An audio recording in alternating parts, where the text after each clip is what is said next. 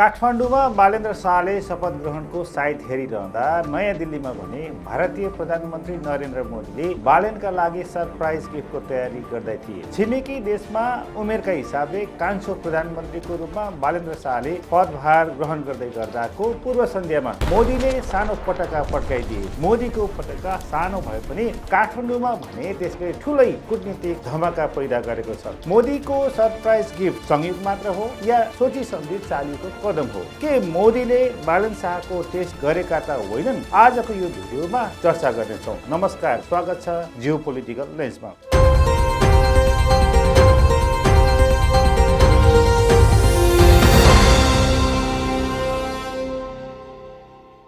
सन् 1816 को सुगौली सन्धि यता सुरु भएको लिपुलेक, कालापानी र लिम्पियाधुराको सीमा विवाद नेपाल भारत सम्बन्धको कहिल्यै निको नहुने घाउ बनेर बसिरहेको छ। यो समस्या उग्र राष्ट्रवादको मौसम आएको बेलामा कहिलेकाहीँ बल्झिन्छ। नेपाल अलि जुरमुराए जस्तो गर्छ, भारतको विरोध गरे जस्तो पनि गर्छ, तर भारतले सुनेको नसुने गरेपछि फेरि यथास्थितिमा नै अल्झिरहन्छ। हालै सम्पन्न निर्वाचनको परिणामपछि नयाँ प्रधानमन्त्रीको प्रतीक्षा गरिरहेको नेपाली मनलाई गत मार्च 20 मा भारतका विभिन्न सञ्चार माध्यमहरूमा आएका समाचारहरूले शान्त तलाउमा ढुङ्गा हानेर तरङ्ग पैदा गरे झैं भइरहेको छ। भारतीय प्रमुख news agency press trust of India PTI मा छापिएका समाचारलाई साभार गर्दै भारतका प्रमुख पत्रिकाहरू the print, times of India र इन्डियन एक्सप्रेस जस्ता मूलधारका मिडियाले लिपुलेक पास भएर हुने भारत र चीन बीचको सीमावर्ती व्यापार छिट्टै सञ्चालनमा आउने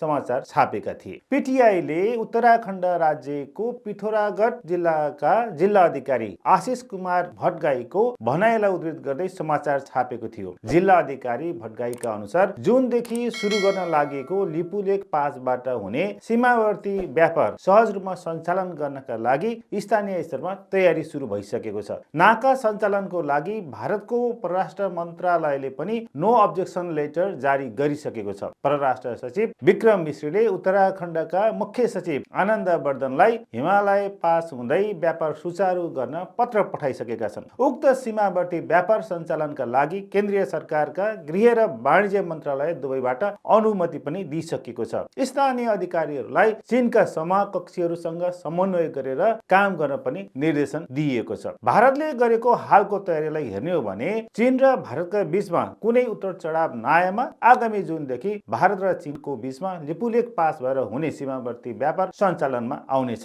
चीन र भारत बीच सुचारू हुन गइरहेको सीमावर्ती व्यापार नेपालका लागि अझ भन्ने हो भने नयाँ बन्ने सरकारलाई किन टाउको दुखाइको विषय बन्न सक्छ त? यसलाई यसको कन्टेन्ट र कन्टेक्स्ट अर्थात् विषयवस्तु र सन्दर्भका आधारमा विश्लेषण गर्नुपर्ने हुन्छ। विषयवस्तुको कुरा गर्ने हो भने भारतको पछिल्लो कदम नयाँ भने होइन, यो पुरानाकै निरन्तरता हो। सन्दर्भ भने संयुक्त रूपमा मात्र हेर्न सकिँदैन। नेपालमा नयाँ सरकार गठनको तयारी हुँदै गर्दा भारतले चालेको कदमलाई उसले आगामी सरकारलाई दिन खोजेको कूटनीतिक सन्देशका रूपमा हेर्न पर्ने हुन्छ। 1954 मा सञ्चालन भएको भारत र चीन बीचको सीमावर्ती व्यापार दुई देश बीचको सम्बन्धमा आउने उत्तर चढावसँगै कहिले खुल्ने र कहिले बन्द हुने भइरहेको छ। 1962 को भारत चीन युद्धका कारण दुई देश बीच टिसिएको सम्बन्धसँगै सीमा व्यापार पनि लगभग 30 वर्षसम्म पूर्ण रूपमा बन्द रह्यो। 1991 मा बेजिङमा सम्पन्न भएको द्विपक्षीय वार्तामा दुई देश बीच मेमोरेन्डम अफ अन्डरस्ट्यान्डिङ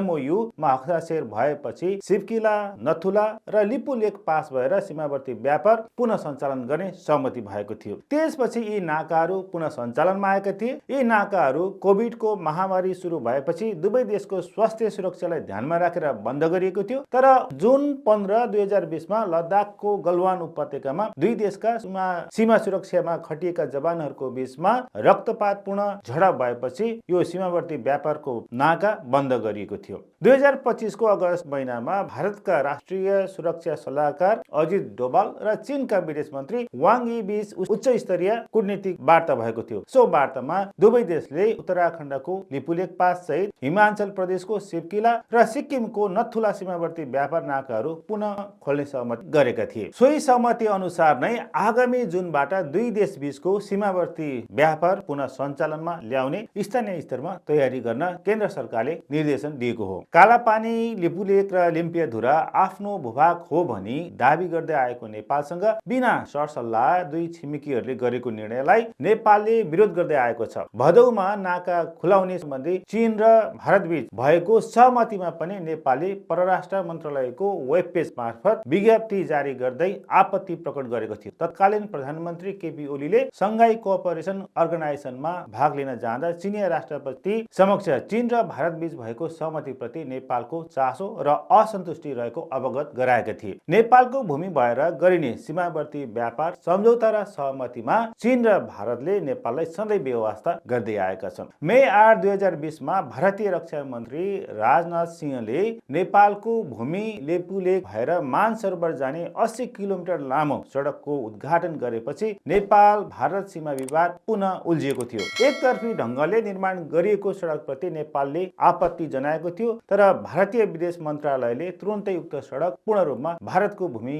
भित्र बनेको दाबी गरेको थियो। त्यसको प्रतिक्रिया स्वरूप मे 20, 2020 मा तत्कालीन केपी ओली नेतृत्वको सरकारले मन्त्री परिषदबाट लिम्पियाधुरा, लिपुलेख र कालापानी क्षेत्रलाई समावेश गरेर नयाँ नक्सा सार्वजनिक गर्यो। उक्त नक्सालाई कानुनी मान्यता दिन सरकारले पेश गरेको संविधान संशोधन विधेयक दुवै सदनले सर्वसम्मतिले पास गर्यो र नयाँ नक्सालाई राष्ट्रिय प्रतीक चिन्हमा समावेश गरियो। नेपालले नयाँ नक्सा जारी गरिसकेपछि भारतले बेला बेलामा प्रतिक्रिया दिने गरेको छ। उदाहरणको लागि गत नोभेम्बर महिनामा कालापानी, लिपुलेख र लिम्पियाधुरा समेटिएको चुच्चे नक्सा समावेश गरेर राष्ट्र ब्याङ्कले निकालेको 100 रुपियाँको नयाँ नोट प्रति भारतले तत्कालै आपत्ति जनाएको थियो। नेपालले नोट जारी गरेको केही घण्टा भित्रै भारतको विदेश मन्त्रालयले आधिकारिक वक्तव्य जारी गर्दै नेपालको कदम एकतर्फी र अस्वीकार्य भन्दै नेपालले यस्तो एकतर्फी कदम चाल्नुले दुई देश बीचको सीमा वार्तामा नकारात्मक असर पर्ने चेतावनी दिएको थियो। नक्सा छापिँदैमा भौगोलिक अवस्थिति नबदलिने भारतले आफ्नो पुरानो अडानलाई पुनः दोहोर्याएको थियो। नयाँ नक्सा जारी गर्ने केपी ओली र पास गर्ने तत्कालीन पुराना दलहरूले निर्वाचनमा बिहोरेको हारले भारत केही हदसम्म खुसी भएको हुनुपर्छ। झण्डै 2/3 बहुमतको हाराहारीमा जनमत लिएर आएको पार्टीले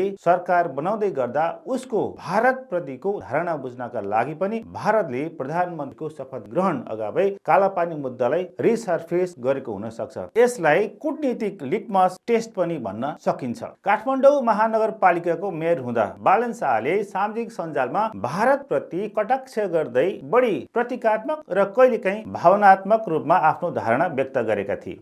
सन् 2023 मा उनले काठमाडौँ महानगरपालिकाको कार्यालयमा ग्रेटर नेपालको नक्सा राख्दै भारतले प्रमोट गरेको अखण्ड भारतको अवधारणाप्रति काउन्टर प्रतिक्रिया दिएका थिए। त्यसपछि हिन्दी फिल्म आदि पुरुषमा सीता भारतमा जन्मिएको देखाइएपछि काठमाडौँका हलहरूमा भारतीय फिल्म प्रदर्शन रोक्ने निर्णय गर्दै नेपालको सांस्कृतिक स्वाभिमानको मुद्दा उठाएका थिए। भारतका लागि बालन शाह अनप्रेडिक्टेबल हुन सक्छन्, त्यसकारण पनि भारत अलि सशंकित भएको हुन सक्छ। प्रधानमन्त्रीका रूपमा भारतसँग कसरी डिल गर्ने भन्ने चुनौती चाहिँ बालेन्द्र शाहका अघि भारतले उनले पदभार ग्रहण गर्न अघि नै तयार गरिदिएको छ। नेपालले चुच्चे नक्सा जारी गरिसकेपछि भारतले नेपालसँगको सीमा वार्ता समाधानको धेरै पर गएको बताउँदै आएको छ। लिपुलेख, कालापानी र लिम्पियाधुरा नक्सामा नेपाल भित्र छ, तर जमिन भारतको कब्जामा छ। नेपालको भूमि न त नेपालले जबरजस्ती फिर्ता ल्याउन सक्छ, न त भारतले आफू खुसी छोड्छ। चीन कारोबारी हो, उसलाई जोसँग बढी कारोबार हुन्छ उसकै कुरा उसले सुन्छ।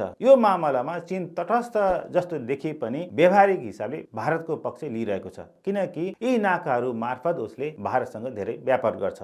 कालापानी समस्या काँडाको रूपमा रहिरहन्छ र रहिरहेको छ। पहिले नेपाललाई मात्र घोच्थ्यो, तर नेपालले नयाँ नक्सा जारी गरेपछि यता भारतलाई पनि यसले घोच्न थालेको। राष्ट्रिय स्वतन्त्र पार्टीको चुनावी वाचा पत्रको पेज नम्बर 31 मा सन्तुलित परराष्ट्र नीतिका सम्बन्धमा उल्लेख गरिएको छ। उक्त खण्डको 3 नम्बर बुँदामा छिमेकीहरूको महत्त्वलाई सम्मान गर्दै सिमाना तथा आर्थिक सहकार्य सम्बन्धी मुद्दामा शान्तिपूर्ण निकासका लागि पहल गरिनेछ भनी उल्लेख गरिएको छ। सीमा सम्बन्धी मुद्दाहरूलाई वार्ता मार्फत अघि बढाउने तर त्यसैमा अल्झेर नबसी आर्थिक विकासको पाटोलाई महत्त्व दिने जस्तो राष्ट्रपाको धारणा बुझ्न सकिन्छ। भारतसँगको सीमा विवाद अधिकांश सरकारहरूले लेट द स्लिपिङ डग लाई अर्थात् यसलाई जे छ त्यही हुन दिउँ, कोट्याएर नबल्झाउँ भन्ने मनस्थितिमा रहे। वामपन्थी दलहरूले बेला बेलामा चुनावी मुद्दा बनाउँथे तर 2015मा भारतले नाकाबन्दी गरेपछि भने यो राष्ट्रवादसँग जोडियो। दुवै तर्फबाट वक्तव्यबाजी र क्रिया प्रतिक्रिया दिन थालियो तर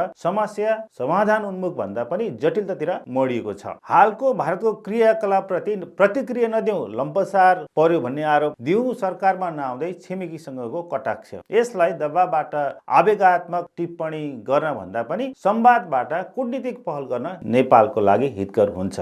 नेपालमा नयाँ शक्तिको भारी बहुमतका साथ सरकार बन्दै गर्दा भारतले पनि नयाँ सिराबाट नेपाल भारत सम्बन्धलाई विकास गर्न सक्छ। नेपालले पनि उग्र राष्ट्रवादको भाषणबाजी भन्दा पनि देशभित्रको सर्वपक्षीय सहमति सहित वार्ताका माध्यमबाट सीमा समस्या समाधानका उपायहरू खोज्नु उत्तम उपाय हुन सक्छ। यदि तपाईहरुलाई नेपाल भारत सम्बन्धमा थप जानकारी हासिल गर्न मन लाग्छ भने यो डिस्क्रिप्सनमा मैले पहिले बनाएका भिडियोहरुको लिंक दिएको छु, त्यो लिंकमा क्लिक गर्नुहोला। तपाईहरुलाई के लाग्छ, बालेन्द्र शाहले प्रधानमन्त्रीको रूपमा भारतसँग कस्तो सम्बन्ध राखुन् भन्ने लाग्छ? उनले तत्कालै भारतलाई टिट फर ट्याटको नीति अपनाएर प्रतिक्रिया दिनुपर्छ या केही समय अध्ययन गरेर बसेर कूटनीतिक माध्यमबाट यसको समस्याको समाधान खोज्नुपर्छ? आफ्नो प्रतिक्रिया दिनुहोला। आजको यो भिडियो कस्तो लाग्यो आफ्नो प्रतिक्रिया पनि दिनुहोला र आजसम्म मेरो च्यानललाई सब्स्क्राइब गर्नुभएको छैन भने सब्स्क्राइब पनि गरिदिनुहोला र लाइक बटन थिचेर यो भिडियोलाई सक्दो शेयर पनि गरिदिनुहोला। हस्त नमस्कार।